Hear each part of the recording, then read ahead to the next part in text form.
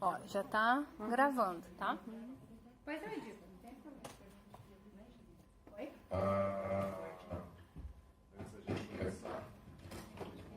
Antes da gente começar, a gente passar um feedback para todos. Então a gente vai fazer estilo bate-papo, tá?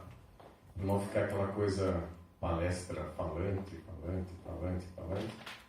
Então vai rodar entre os quatro, tá? Lógico que o foco é com o pastor Eduardo, né? Que ele é o nosso convidado, todo o conhecimento dele, mas aí a gente vai ter essa liberdade da gente poder, entre nós três, a gente poder perguntar, debater, trazer à luz alguns entendimentos, né? Sobre qual que é a ideia primeira, né? Desde o ano passado, quando eu e a doutora Janaína, a gente começou a produzir alguns vídeos para o canal dela, nós já tínhamos o interesse de trazer esse viés, né, de falar de cristianismo de uma forma mais, vamos dizer, como que a gente pode usar uma palavra, mais acadêmica, mas talvez para um grupo menor de pessoas, né, para as pessoas um cristão mais consciente, tentar sair um pouco do métier, né, e a gente entrar num viés assim mais didático, né, a gente poder falar de cristianismo para as pessoas, a gente poder ir para outros ambientes, a gente poder levar pessoas cristãs que são referência, né, que nós temos muitos cristãos referência, né, que, na minha opinião, o Eduardo é um desses, né, no meio acadêmico, no meio jurídico, no meio econômico, no meio da... eu estou vendo uma agenda de algumas pessoas que a gente conhece no meio da física, no meio da ciência, no meio do jornalismo. Então, são várias pessoas cristãs que são referências na sua área, que a gente quer trazer para cá, para as pessoas que estão, vocês conhecerem e saber que, como a gente trabalha sempre a questão dos 7 pilares da sociedade, sempre vão ter pessoas que Deus colocou como coaches, como gestores, como pessoas que têm um know-how de conhecimento, não somente secular, mas que são tementes a Deus e que principalmente transcendem a ótica da igreja e conseguem se tornarem cristãs em todos os meios no qual estão inseridos. Essa é a ideia. Né? A gente foi sempre muito educado que somente a igreja é o lugar onde você manifesta o seu cristianismo, e nós queremos levar isso para fora, onde você possa manifestar o seu dom e a sua fé em todos os lugares onde você está inserido na sociedade. Seja no meio acadêmico, seja numa sala de aula, seja na sua empresa, seja como coach, seja como Deus te chamou para ser, além de você ser um cristão temente a Deus, que vai cumprir o seu mandato cultural, que vai cumprir o que Deus chamou você para fazer, você vai poder exercer o seu ministério pessoal e vai poder ir para fora e ser uma pessoa realmente 100% usada por Deus onde você está inserido. Com caráter, com integridade, com disciplina, com honra, representando realmente, sendo um verdadeiro embaixador do reino de Deus onde quer que você esteja. E eu louvo a Deus pela vida do Eduardo, porque a gente já tem caminhado há algum tempo, e todas as vezes que eu tenho oportunidade, eu sei que quando eu ligo para ele, ele fala assim, eu vi uma frase dele que eu vou replicar, que eu fiquei muito feliz, que ele falou assim, Varias, eu confio em você, então eu sei que aonde você me chamar, eu me sinto seguro para ir. Cara, isso para mim fechou a minha, né, tipo, meu ano, né, tipo assim, foi um dos melhores presentes que eu ganhei, foi essa frase, assim, essa confiança que o Eduardo tem. E eu acredito, gente, que essa é uma oportunidade única que Deus nos deu esse ano, né, de poder estar aqui uma vez por mês, né, de hoje, a gente teve que fazer na quinta-feira porque amanhã eu estou viajando. Então, a partir de fevereiro serão sempre nas sextas-feiras, né? Então, essa porta, essa oportunidade que Deus abriu para nós aqui é um presente, cara. Então, nós temos que aproveitá-la da melhor maneira possível. Então, glorificado seja o nome do Senhor por todos vocês que vieram. E vamos lá, porque o pastor começa a falar, não para mais, né? Então, é isso aí. Então, deixa eu me apresentar para quem não me conhece. Meu nome é Janaína Queradia. Como profissão, eu sou advogada, professora e escritora. E quando eu estou no meio jurídico, é assim que eu me apresento. Ultimamente, no meio cristão, eu tenho me apresentado primeiramente como filha de Deus, né? E veja, é incrível o que realmente Deus, quando Ele está determinado e encontra pessoas que abrem as portas para essa determinação, as coisas acontecem. Eu estava comentando, e eu acho que nesse aspecto, nem o pastor Alvarez não sabe, mas a pastora Cida, que eu já tive a honra de conhecê-la hoje, já ter a adoção dela como minha pastora, já ficou sabendo na metade do ano passado, durante as minhas orações, me foi revelado para eu criar um canal do YouTube. E eu não entendi ao certo porquê, né? Porque até estranho isso acontecer. E durante as orações, ainda que fosse jurídico e cristão. Usual, jurídico e cristão, jurídico até tudo bem, né? Dentro da minha formação, eu sou mestre em Direito, dou aula nas universidades, na graduação, na pós-graduação também. Tenho alguns livros escritos no meio jurídico e o primeiro jurídico cristão, que se chama De Repente Vinícius. Tudo bem, Senhor, então naquilo que o Senhor me capacitou, porque a capacitação foi sua, a minha inteligência não é minha, ela é sua, no que eu puder contribuir para o reino, pode me usar. E começou muito bem pelo meio jurídico, em paralelo ao canal do YouTube. Depois eu deixo ali para quem quiser já seguir, acompanhar. Nós vamos ter, a partir de agora, uma coluna especial chamada Em Loco, Pensamentos do Cristão Consciente. Também surgiu essa oportunidade na Livraria da Vila, em paralelo, de nos receber aos sábados de manhã. Eu tenho um grupo de estudos que eu fico muito feliz que o Carlos e a família dele estejam aqui também, junto à FAP, Faculdade Pinhais, onde nós falamos das novas tendências do direito. E aí nós começamos aqui na Livraria da Vila, em agosto do ano passado, aos sábados pela manhã. Sempre vem nesse perfil, que nós estamos hoje aqui apresentando, um convidado de honra, algumas pessoas para bater papo, normalmente do grupo de estudos, né? E aqui a gente fica algum tempo conversando sobre algo importante para o direito. Através do pastor Bigardi, meu líder espiritual, e de alguns aqui também, ele me passou o contato do pastor Alvarez, o qual eu ainda não conhecia. Porque na época das eleições, nós estávamos debatendo muito no grupo de estudos e o canal do YouTube começou a ganhar uma repercussão maior, toda semana com um tema diferenciado, porque eu sou constitucional trabalhista, essa é a minha área de atuação. Aí conheci o pastor Alvarez, que não, a gente tem que fazer algum vídeo sobre o marxismo cultural, a gente tem que também contribuir nesse sentido. E realmente eu fiquei impressionada, né, com o conhecimento dele, com a capacidade técnica dele de abordar os assuntos que eu tenho, assim, interesse diário, que é a leitura da Bíblia. Quando o pastor Bigardi me disse, Janaína, está aqui uma Bíblia para você, assim que eu entrei no bloco, e você vai se amarrar nisso daqui, eu não pensei que fosse tão sério. E hoje, literalmente, assim, o dia que eu não consigo, como hoje, já acordei, sabe, né? No dia que a gente tem esses eventos, acontece de tudo. Já acordei meio atropelado, escritório cheio de prazo, tinha que atender cliente, criança e tudo mais. Não consigo fazer a leitura, e confesso para vocês que o dia que eu não consigo fazer a leitura, fica algo estranho. O dia para mim começa bem quando eu consigo fazer a leitura da Bíblia dentro daquilo que me foi direcionado. Quando eu escrevi De Repente Vinícius, um dia a gente conversa melhor sobre isso, vou fazer um vídeo, eu já achava que eu era muito próxima de Deus. Hoje eu vejo que a intimidade com Deus não tem limite, né? Basta você querer, basta você buscar. Pois bem, através desse vídeo do marxismo cultural, que começou a surgir esse viés cristão. No primeiro momento, era para ser intitulado, inclusive, como Mergulhando na Palavra, através da liderança do Bola, que me impressiona cada vez mais pela cautela, pela prudência, através do líder do Mergulhando, que é o Isla.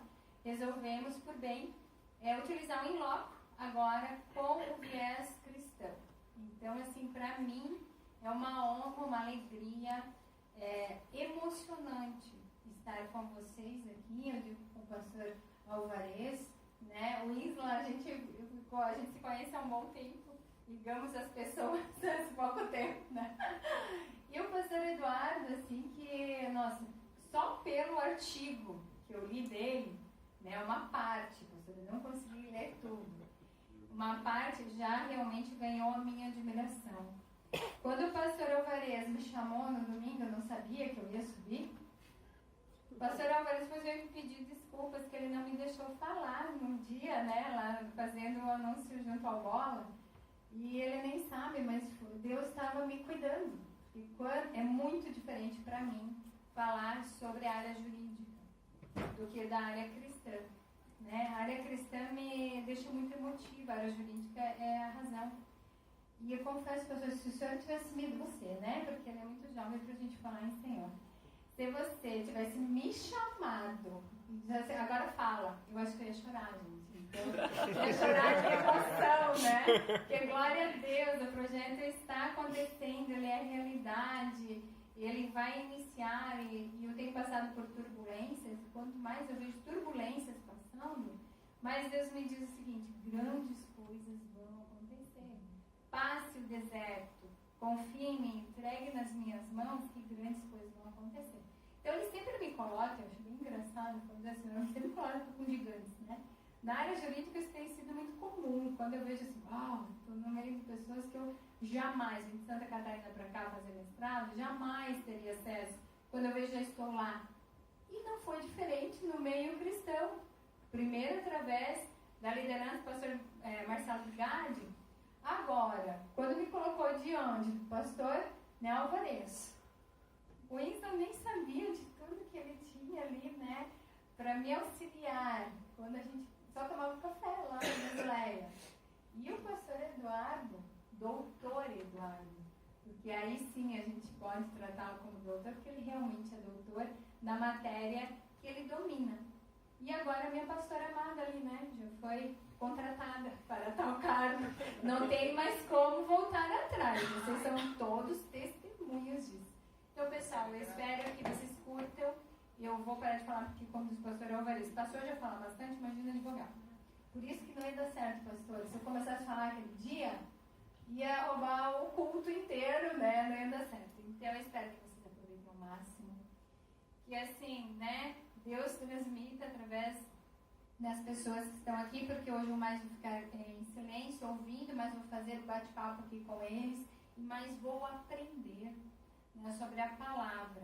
Glória a Deus pela Livraria da Vila, que concedeu essa oportunidade para nós, uma vez por mês, nas sextas-feiras. Depois eu vou acabar de montar a fanpage, vamos mandar para todos vocês, já se programarem, para todos, já temos o ano inteiro, gente, agendado aqui na Livraria da Vila, para a gente vir discutir. Imagine quantas temáticas interessantes nós vamos ter. Eu sou apaixonada por história, não poderia ser diferente, o jurista é assim, né? Eu comecei a assistir algumas minisséries lá, Moisés, né? Os 10 mandamentos, não podia começar diferente, né? Comecei os 10 mandamentos, e Davi, mistérios e tal. Uau, tudo histórico.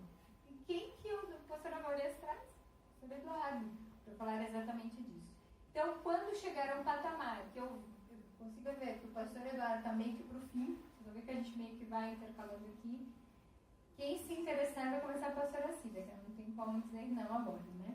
Mas, quem se interessar até a limitação de 5 pessoas, porque, assim, glória a Deus que a gente quase lotou esse auditório hoje.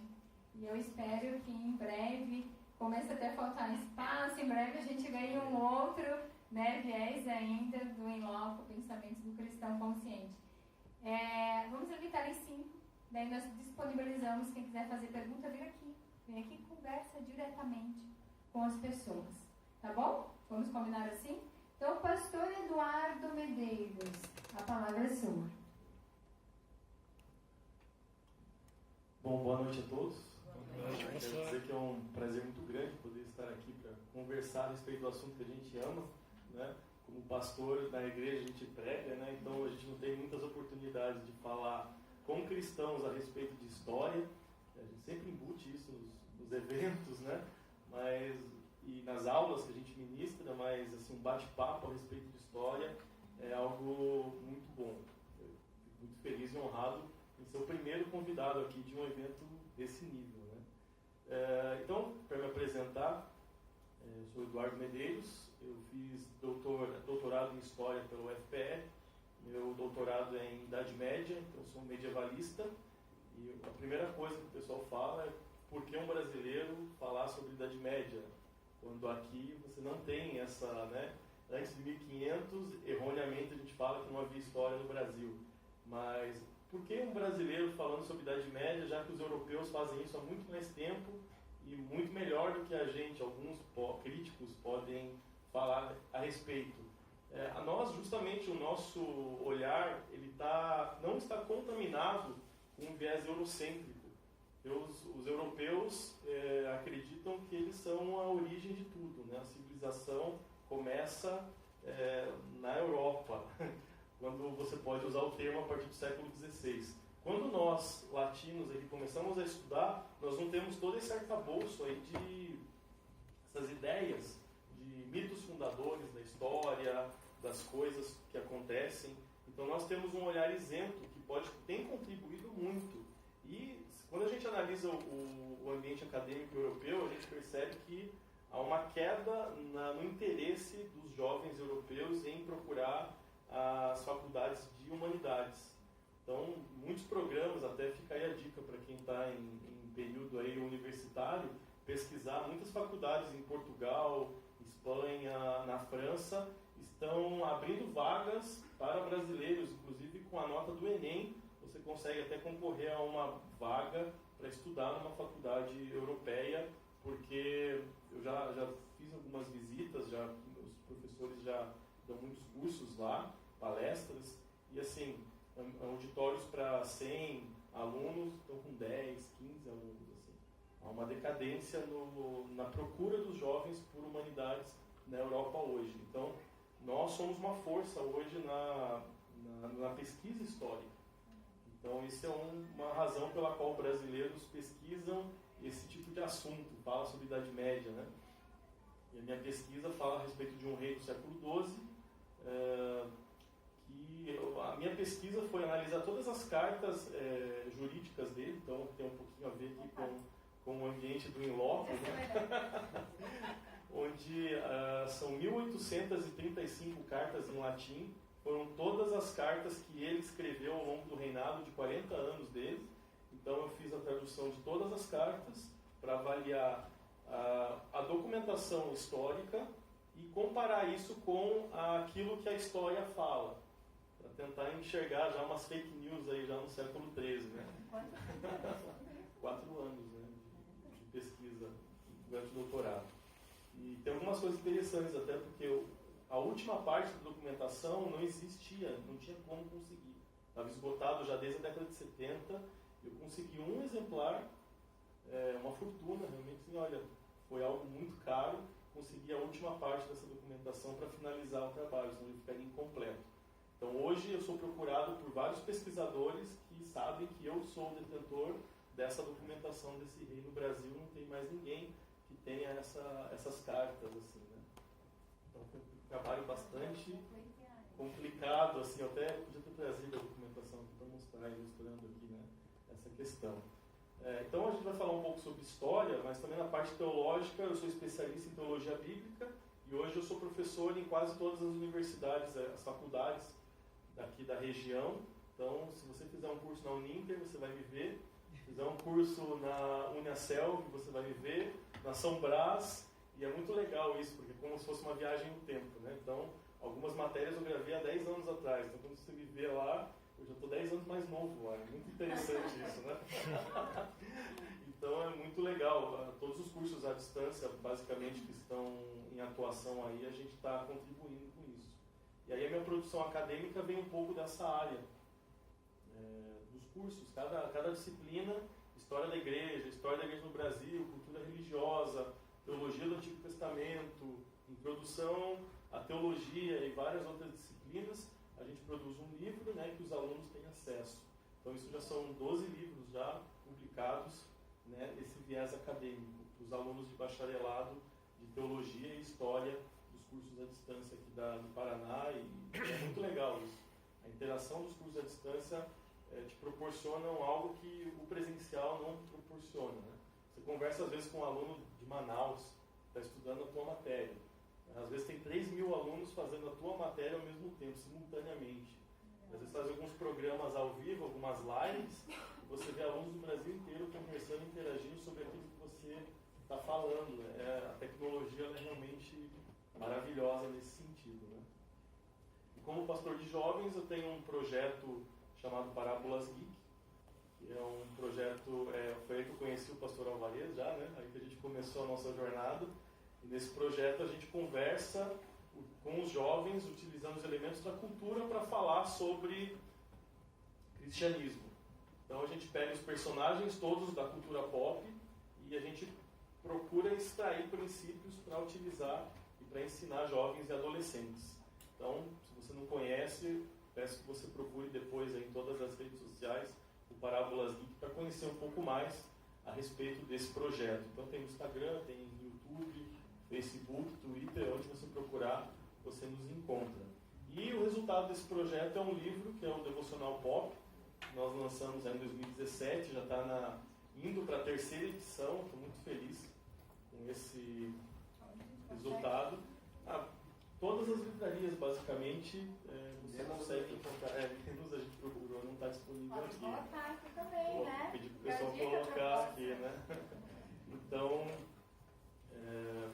e é um devocional diário com os personagens da cultura pop. Então, você tem todos os personagens da Marvel, da DC, Netflix, filmes, literatura, e tentou abranger os mais conhecidos de um pouco de cada coisa, para poder instigar os jovens e adolescentes de hoje a entenderem que aquilo que eles consomem como entretenimento também pode ser utilizados para a edificação pessoal.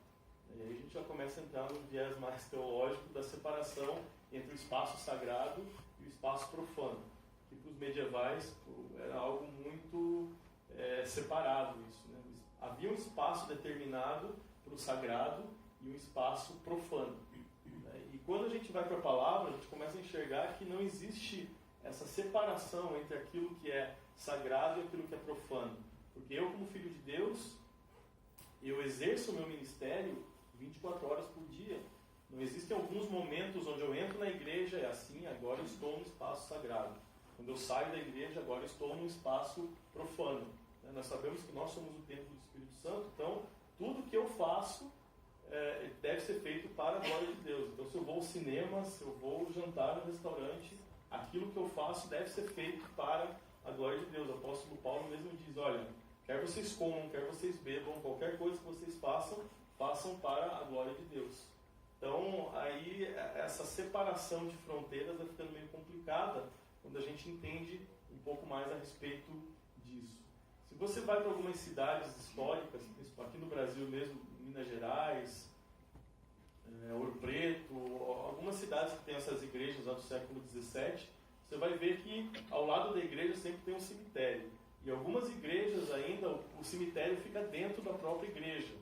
Tem algumas igrejas em Ouro Preto que é muito interessante isso. O piso é todo de madeira e tem números no chão, com uma alavanca, né? E aí você vê que ali as pessoas eram enterradas ali. Hoje já tiraram os corpos por questões sanitárias e tudo mais. Mas qual era a ideia? Quanto mais próximo do altar da igreja, mais abençoado você seria. Então as pessoas ricas da cidade eram enterradas próximas ao altar, e conforme você ia perdendo o poder financeiro, você ia sendo enterrado mais afastado do altar, e quando você não tinha essas condições, você era enterrado no terreno ao lado. Então, às vezes a gente vai em alguns lugares e vê a igreja e o cemitério. Como é que estranho, né? Porque um cemitério ao lado da igreja, justamente porque os cristãos queriam ser enterrados num espaço sagrado. Então, o ambiente da igreja e o seu entorno é um espaço sagrado. Então, isso foi muito forte para a igreja ao longo de bastante tempo. Quebrar esse paradigma a respeito de que onde eu estou exercendo a glória de Deus. Esse espaço profano eu transformo em sagrado quando eu estou nesse ambiente. É um paradigma que é difícil até para a gente poder quebrar isso. A gente ainda tem a ideia de que o sagrado dentro da igreja e fora da igreja, o meu trabalho é profano, a minha diversão é profana, a faculdade é profana, e eu tenho ouvido muito a respeito disso, de jovens que não querem ir para a faculdade com medo de repente desviarem por causa de estatísticas que a gente tem visto nos últimos tempos, de que mais de 60% dos jovens cristãos que entram nas universidades, eles não terminam cristãos, eles desviam ao longo dessa jornada. muitas vezes é por não entender essa ideia de que não é o ambiente que eu estou que me transforma, mas sou eu que transformo o ambiente onde eu estou. Então, nós temos um desafio muito grande na área acadêmica brasileira hoje, quando a gente relaciona isso com o cristianismo. Nós temos uma geração toda de jovens receosa do que pode acontecer quando estiver lá dentro. E eu posso falar como alguém que passou 10 anos dentro da Federal estudando humanas. Lá na reitoria, estudando humanas, vendo todo tipo de coisa. Nós conseguimos abrir uma célula, não devia nem se falar muito em célula, um grupo. A reitoria ofereceu uma sala para nós lá no prédio Dom Pedro I da reitoria, onde nós, por 2 anos, no intervalo de um dos dias da semana, das aulas, nós podíamos falar de Jesus para os alunos de humanas. Então, muita gente tem medo de falar, faculdade é complicado. Então, aí, acho que talvez esse seja até um papo para um outro dia a gente falar disso, né? Mas é interessante a gente pensar a respeito do papel do jovem cristão hoje dentro do ambiente acadêmico também. Só abrindo um parênteses, a gente tem que lembrar que todas as universidades surgiram para estudar teologia. Né? Tipo assim, nenhuma universidade histórica, seja Oxford, seja qualquer uma dessas, todas surgiram para o estudo da teologia. A teologia foi a primeira matéria fundamental e a partir daí que outras surgiram. Então tudo surgiu para que o nome de Deus fosse propagado e com o tempo isso foi se deteriorando. Acho que é o momento da gente fazer a logística reversa, né? Tipo, né? Fazer o resgate disso para nós podermos experimentar. Né? Eu vou aproveitar que eu roubei o microfone agora e a palavra. E eu queria perguntar para o Edu, porque uma coisa que eu acredito, que eu vejo muito, cara, é que quando a gente acaba se apaixonando pela Bíblia e a gente começa a estudar, e a gente começa a se apaixonar pela igreja, pela história da igreja, a gente acaba lá na Reforma, né? E a gente vê que a gente vem hoje, eu acredito pessoalmente, assim, que o que nós precisamos é sair de uma ignorância e um analfabetismo histórico cristão e bíblico, né? E uma das coisas que as pessoas mais têm dificuldade é entender a reforma, né? Da onde nós surgimos, da onde nós partimos, a nossa origem como cristãos, independente de termos confissões protestantes no sentido do viés mais pentecostal, apostólica, porque é um viés complicado, né, para o meio acadêmico e para o meio acadêmico teológico, porque os institutos teológicos de igrejas históricas nos veem como um problema porque são os pentecostais, né? E os pentecostais veem os nossos irmãos mais históricos como um problema, né? Então é uma coisa que a gente tem que tratar isso de uma forma, vamos dizer assim, pontual, gente. No sentido do quê? Até vou explorar o Edu um pouco para ele falar um pouco sobre esse começo do pensamento, né, da reforma, com Lutero, com Calvino, que é o que fundamenta toda essa estrutura. E porque a gente precisa disso, né, cara? E nós, como cristãos, a gente precisa conhecer os nossos pais, precisa conhecer a nossa história, saber de onde vem, saber realmente aquilo que nós cremos e saber que porque isso vai nos ajudar, né, a crescer como cristãos atuantes, né? Porque, cara, quem está aqui e está no meio acadêmico, eu acredito que isso o que vai acontecer aqui esse ano é uma ferramenta, cara, para você poder ser luz onde você está. É essa a proposta.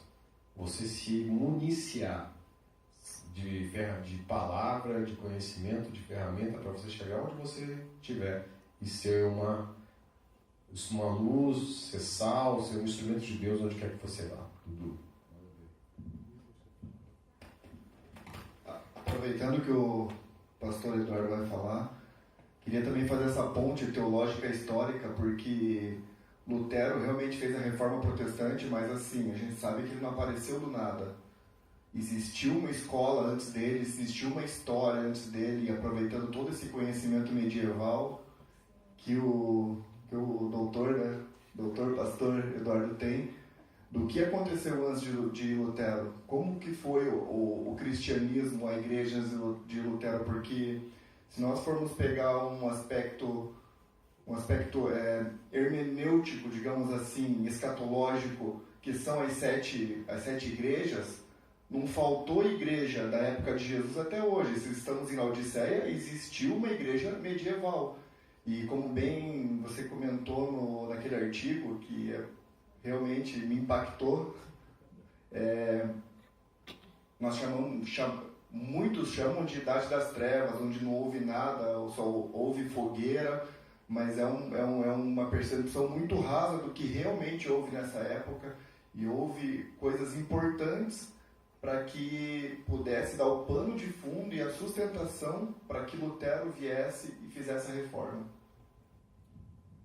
É interessante falar desse artigo, né? Se alguém quiser conferir, ele chama Lançando Luz em Meio às Trevas, né? Uma análise histórica do cristianismo medieval. Se você jogar no Google esse nome, já vai aparecer o artigo, ele está disponível na revista da Faculdade Cristã de Curitiba, saiu em dezembro do ano passado, retrasado agora, né? Faz um pouco tempo que saiu, e está aqui até o Norberto, que é o editor-chefe aí da editora Schultz, está ali, veio prestigiar aí o encontro também. A gente tem conversado aí para transformar esse artigo em um livro aí, em breve aí, para poder abençoar também a igreja. Vamos colocar nas redes sociais. Isso. Essa questão é muito interessante, né? Porque a gente compra, às vezes, o que vendem para a gente sem olhar, né? A mesma coisa vai no mercado e alguém te dá uma série de tomates, você não olha nada e leva para casa. Então, só quando você chega em casa é que você vai ver que está cheio de tomate podre lá dentro daquele pacote que te entregaram. Com relação à Idade Média, por muito tempo foi isso que foi vendido para nós.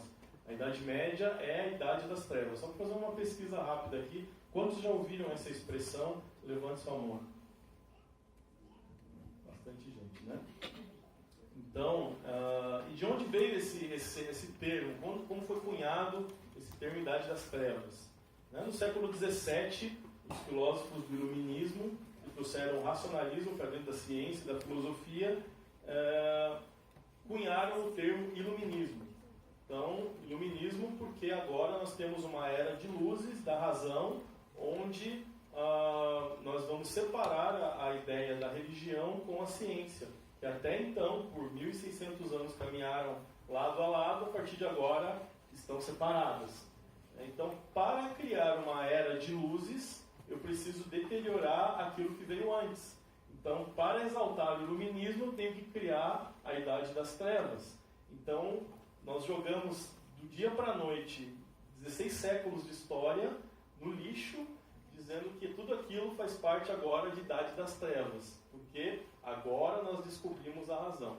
E eu nunca gostei dessa ideia, né? E quando você começa a estudar a respeito da Idade Média, você percebe que isso é uma mentira, não é verdade. Então, a ideia do artigo era falar um pouco, no limite de páginas no artigo, né?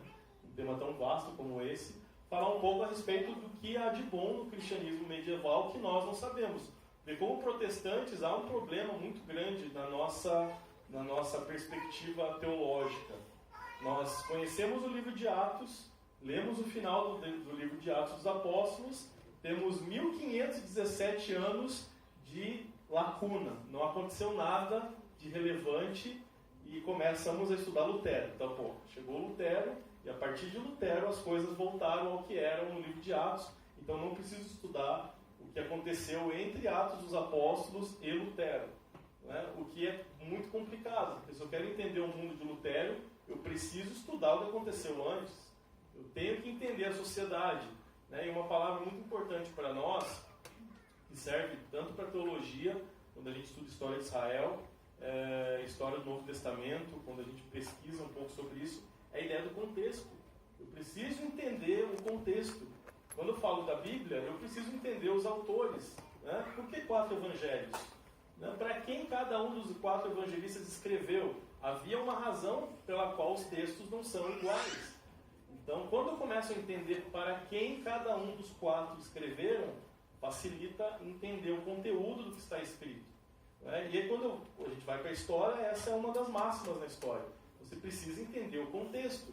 Eu preciso me colocar num ambiente histórico, no passado, de maneira tal que eu comece a pensar como aqueles homens e mulheres pensavam. Quando eu aplico a minha mentalidade do século XXI em qualquer ambiente ou sociedade do passado, eu estou sendo anacrônico. E aí começam os problemas. Eu falo, olha, que pensamento atrasado. Olha o que os homens faziam no século XII. Olha como os homens medievais agiam. Claro, eu estou julgando o passado a partir da ótica do presente. E isso é o maior heresia histórica que a gente pode conhecer. Né? E a gente vê que na igreja a gente faz isso muitas vezes. Né? Eu pego o ambiente do passado e falo, olha o que eles faziam lá no século XIV. Eles adoravam isso. Era essa maneira de cultuar a Deus totalmente retrógrada, antiga. Hoje nós descobrimos a verdade. Hoje nós estamos no caminho certo. E com certeza, daqui a 200 anos, pessoas vão olhar para nós e vão falar a mesma coisa. Olha, em 2019 estava totalmente errado, hoje nós descobrimos... Não precisa nem esperar 200 anos. Né? E também trabalhar com isso nos dias atuais. Sim. Né? Trabalhar com a parte cristã nos dias... Eu estou fazendo um intervalo. Você não precisa ir no microfone, mas eu fico pensando, porque na vida como ela é. Você aplicar, você foi estudar história. Estudar a história medieval, mas com viés cristão. Sempre tive interesse em estudar esse período. Para mim sempre foi complicado, porque você não estuda isso. Quando você vai fazer teologia, qualquer curso, você vai dar uma pincelada ali. Provavelmente uma aula você vai